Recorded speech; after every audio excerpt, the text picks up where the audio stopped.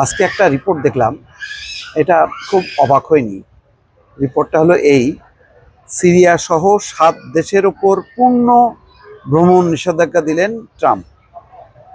মানে 7টা দেশ, সিরিয়া সহ 7টা দেশ যুক্তরাষ্ট্রে প্রবেশ করতে পারবে না।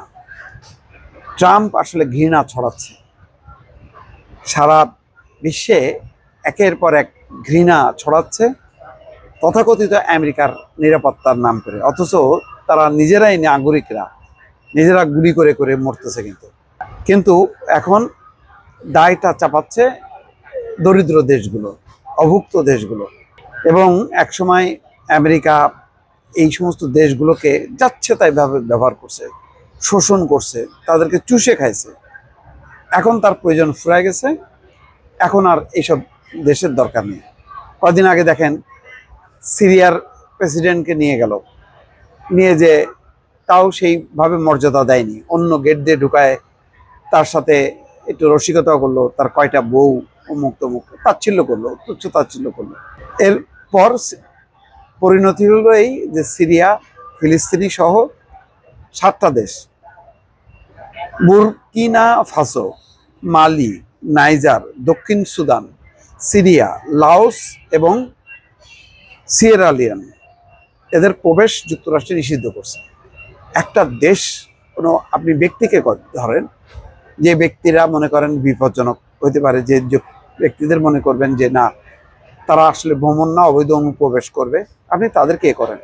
এই 7টা দেশে কি এমন কোনো নাগরিক নাই যারা ভালো ব্যবসায়ী, যেখানে মেধাবী লোক আছে, বুদ্ধিমান লোক আছে? আপনি একটা দেশের বিরুদ্ধে নিষেধাজ্ঞা দিয়ে, যাদের কোনো অপরাধ নেই, যারা কোনো যুদ্ধ করেনি, তাদেরকে আপনি নিষেধাজ্ঞা দিয়ে একটা ঘৃণা ছড়ালেন যে তুমি গরিব মানুষ, তোমার দেশ গরিব, তুমি না আমেরিকা আসতে পারবে না। দেখলেন না, সে একটা নতুন করছে ইমিগ্রেশন পলিসি, যে $10 লাখ যদি দেয় তাহলে কি যেন গোল্ডেন কার্ড দেবে, মানে যুক্তরাষ্ট্রে থাকা যাবে, বসবাস করা যাবে। অর্থাৎ আমেরিকাকে ধনীর দেশ বানানো, আমেরিকাকে একটা ব্রাহ্মণ দেশ বানানোর একটা পরিকল্পনা। অথচ এই বড় দেশগুলোর একটা দায়বদ্ধতা আছে, কারণ তৃতীয় বিশ্বকে শাসন শোষণ করে তারা আজকে ধনী হয়েছে। আজকে দেখেন তাদেরকে বিন্দুমাত্র মর্যাদা দিচ্ছে না।